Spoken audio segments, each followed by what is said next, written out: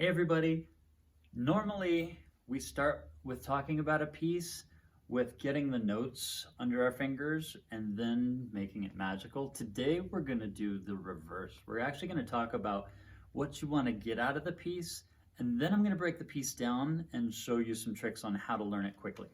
So come over here to this Beethoven song, just as an example.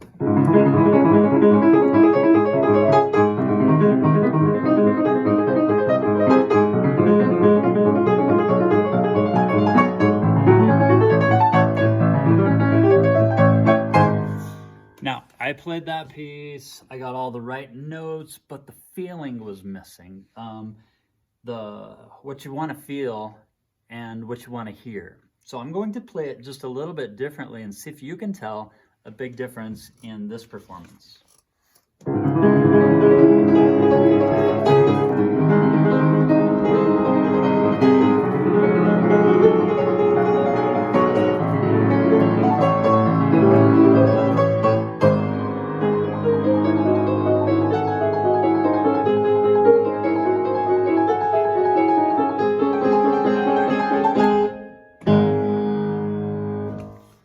Now, why was that so different? It had a lot to do with technique, passion. There's just a ton of different things.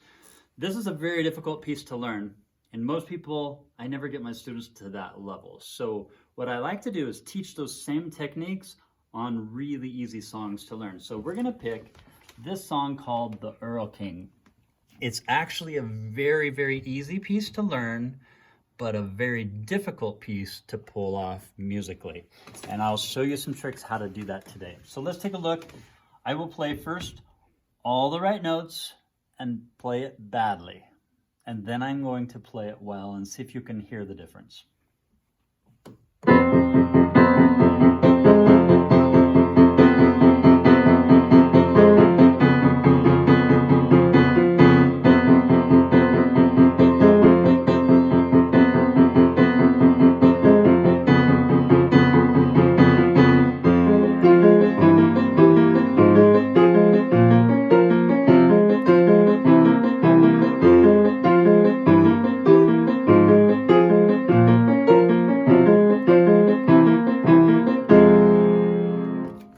All right, now I'm going to put a little bit of passion into it and some technique. Here we go.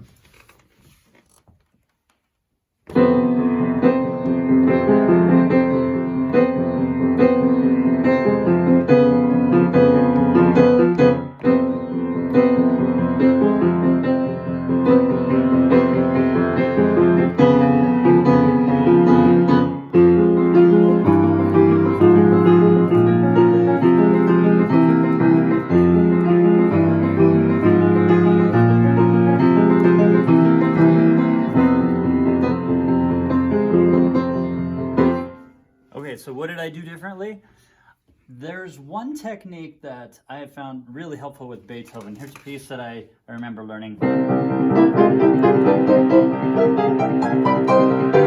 And I could never get that rumble feeling in the bass. I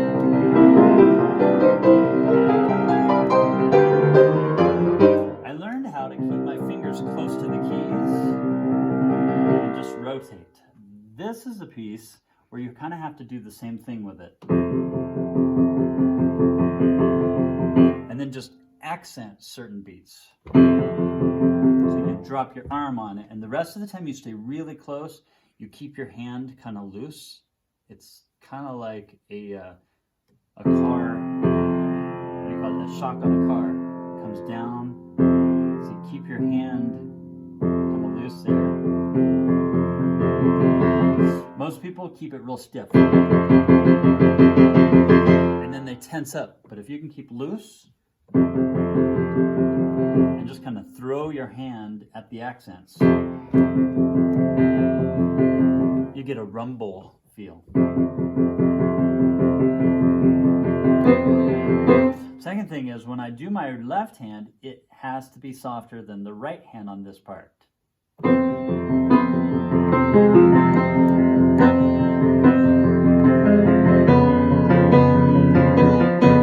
Notice you could hear that right hand. I'll show you what happens when you bury the right hand with the left hand being too loud. And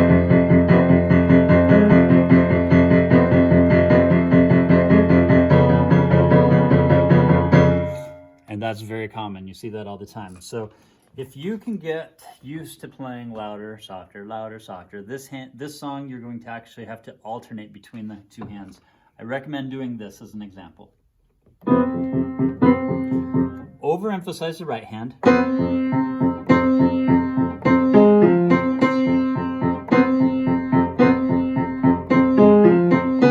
You won't be able to do that at first. At first, when you tell your right hand to be loud, your left hand just gets loud.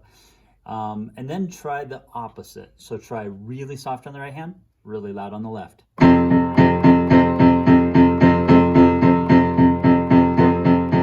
Until you can control that. Now I'm going to do louder, softer, and you'll see how I transition.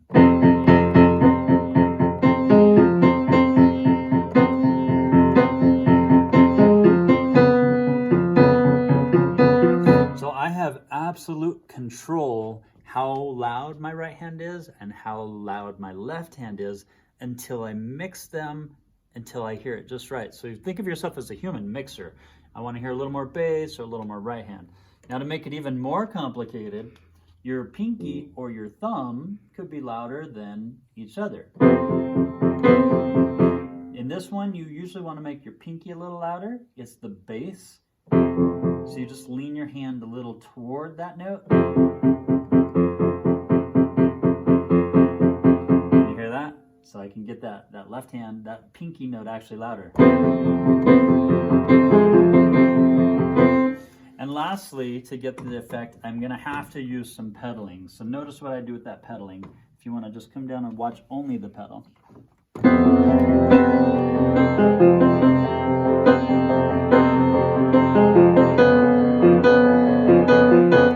And I get off on that.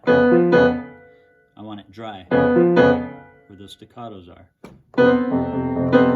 And notice I never push it all the way to the ground.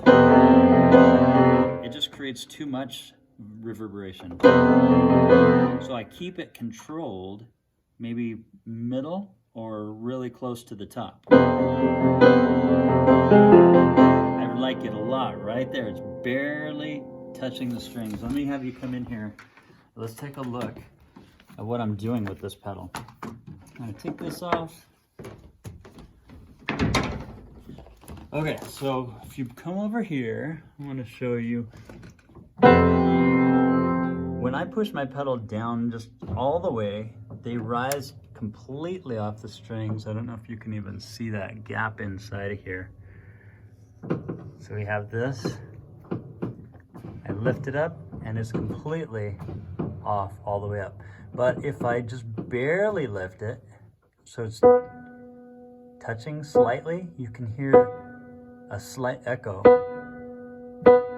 Push a little more, a little less, and you can actually control exactly how much reverb you get. It's real sensitive. If you look at the pedal, I'm moving it basically just that much. So very slight adjustments. Let's take a look at the next section.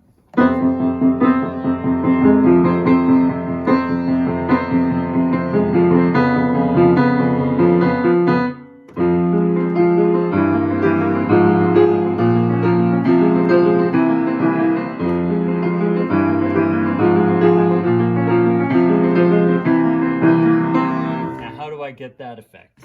My right hand actually has to be softer than the left hand, because now the left hand has the melody and the right hand has that rumble.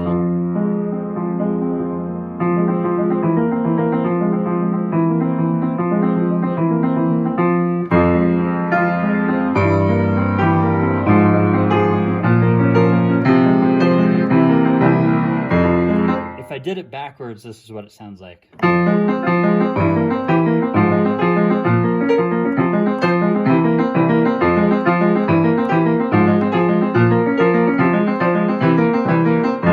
If I do it right, with the right hand is softer than the left.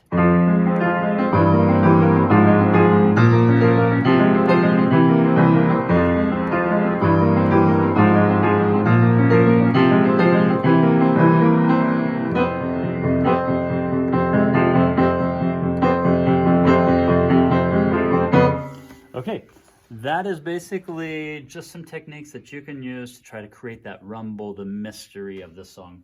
Let me put this back. Because next, I want to break down the song for you and make it super easy to learn the notes. So if we come over here into the minced slicing, and you can see I've got some stars already done. You have different parts. You have that A section. Let's just take a look at this A section. Down here at the piano, let's see, we have, looks like my left hand is super, super easy. It almost always stays on one simple chord. It's just the F chord over and over. And then at the very end, it moves the thumb up to the B flat or the D flat. That's it. That's all you need to know for the A section in your left hand. The right hand is actually also very easy. And then you play your F chord.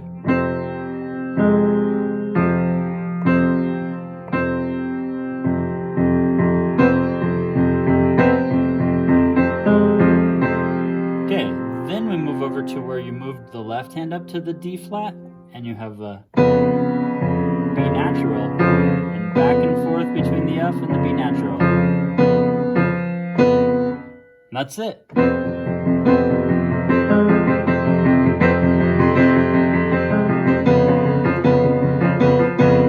And the A section is completely done. So you can see that one is easy, but tell me about the B section. Is this easy?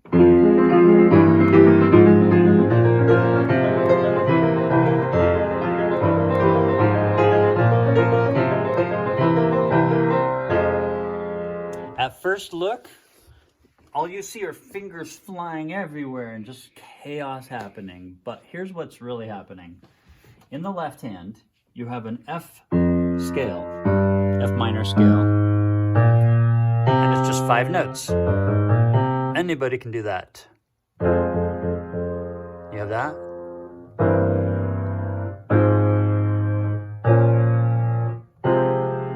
And in the right hand, every time you change a note, you play the 1 chord, the 5/7 chord, or the 5. My bad. You have the 1 chord, the 5/7 chord, or the 4 chord. So with the first note, you play the 1 chord, then you go to the 5/7 chord on the second note, back to the 1 chord on the third note, the 4 chord on the fourth note. Finally, when you get to the C, you play the 1 chord, the 5/7 chord, and then you start all over. And then you just roll your right hand up the chord. Go to the next note, 5/7 chord, the 1 chord, the 4 chord, the 1 chord, same note with the 5/7 chord, and then you start all over. Now what about the flying hand over the top? That's actually easier than it looks. You play the F here, and then you play the F on the second chord. Then you go to the next note, and you play the same note here. Then the A flat, the B flat,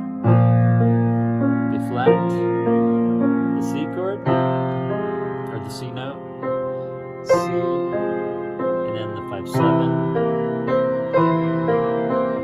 full speed.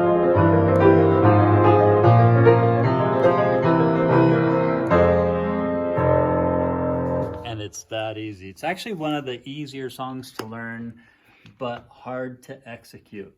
So get the notes right and then start working on those techniques that I showed you. Have your ear help you learn it, and make sure it feels dark and scary. That's the effect that you're going for. This is, after all, the Erlking, which is a story from Goethe's poem about a supernatural evil Erlking who's out in the forest trying to lure children in with his lies until he captures them. It's it's kind of dark German folklore of the 19th century. That's just what they did back then. So enjoy it, see if you can get that feeling, and have fun with this song.